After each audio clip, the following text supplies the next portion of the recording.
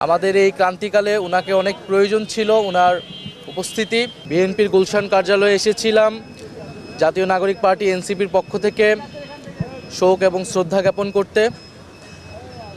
বেগম খালেদা জিয়া অনেক দিন ধরেই তিনি অসুস্থ ছিলেন। আমরা চেয়েছিলাম, মহান আল্লাহর কাছে আমরা দোয়াও জানিয়েছিলাম যাতে তিনি এবারও সুস্থ হয়ে ওঠেন।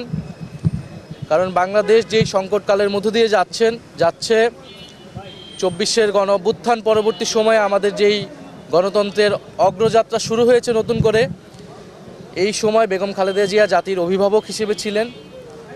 আমাদের এই ক্রান্তিকালে ওনাকে অনেক প্রয়োজন ছিল, ওনার উপস্থিতি।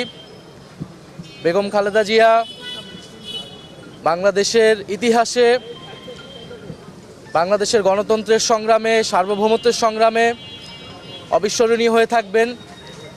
আমরা এরশাদ বিরোধী আন্দোলন, ৯০-এর স্বৈরাচার বিরোধী আন্দোলন থেকে ফ্যাসিবাদ বিরোধী আন্দোলন পর্যন্ত ওনার আপোষহীন যে মনোভাব, দৃঢ়তা, সেটা বাংলাদেশের গণতন্ত্রকামী, মুক্তিকামী মানুষকে অনুপ্রেরণা জাগিয়েছে।